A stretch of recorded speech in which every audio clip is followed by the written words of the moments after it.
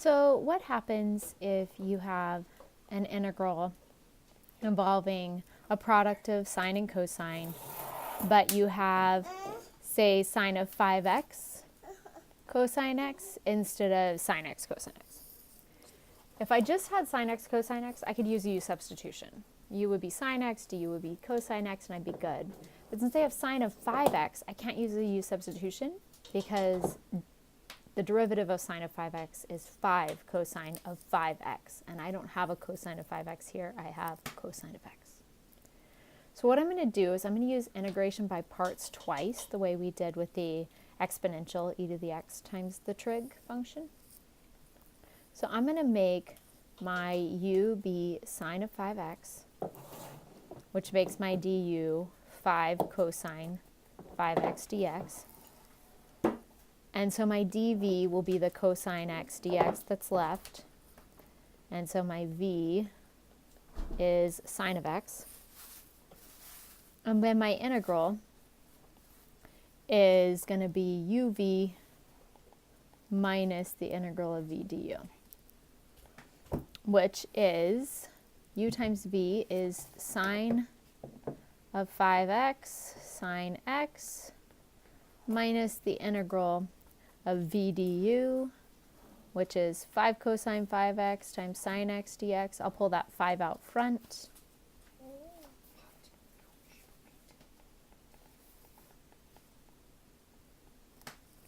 And notice what I've done is I've actually moved the 5x from the sine to the cosine. And if I do integration by parts a second time, I'll move it back to the sine. If I'm going to do integration by parts twice, if I don't just want to get back to where I started, but actually get something slightly different and new, then I need to make sure that my u's correspond. So if I used sine of 5x the first time, then I need to use cosine of 5x the second time, which was the derivative of my first u in my integration by parts. So if I do that, then my du is negative sine 5x times 5, so negative 5 sine 5x dx. My dv is sine of x dx, which makes my v negative cosine of x. And so I have my integral becomes sine of 5x sine x minus 5, and I'm going to put big brackets here so that I make sure I distribute all my negatives correctly. And I have u times v, which is negative cosine 5x cosine of x, minus the integral of v du. Notice in v du my negatives cancel, so I have 5 sine of 5x cosine of x dx.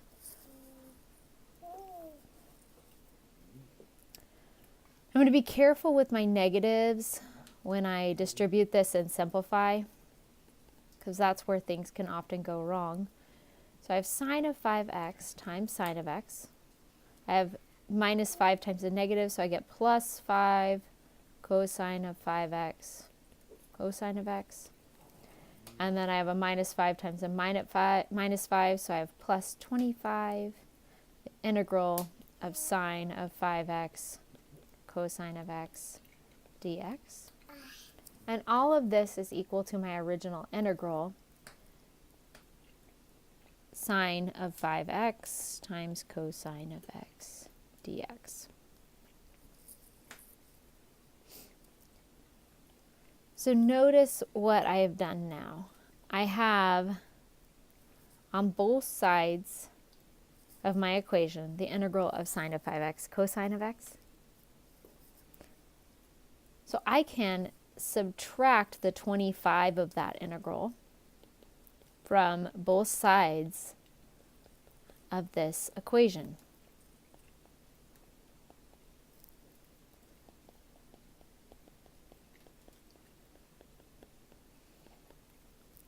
Now if I do that, on the right, it just cancels.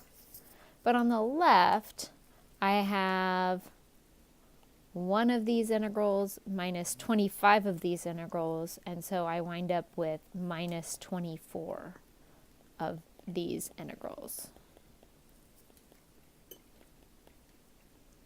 1 apple minus 25 apples is minus 24 apples. I guess that doesn't really make sense with apples, but it makes sense with money. $1 minus $25 is in debt $24. Okay, so it cancels on the right, so I have sine of 5x, sine x plus 5 cosine of 5x, cosine x plus 0 on the right. And that's equal to negative 24 of these integrals. To solve for one of those integrals, I can just divide both sides. And I have to divide all of both sides by negative 24. So one of these integrals, sine of 5x, cosine of x, dx, is equal to negative 1 over 24 sine of 5x sine x minus 5 over 24 cosine of 5x cosine x. And I can't forget to add my plus c. And that is my antiderivative for sine of 5x cosine of x.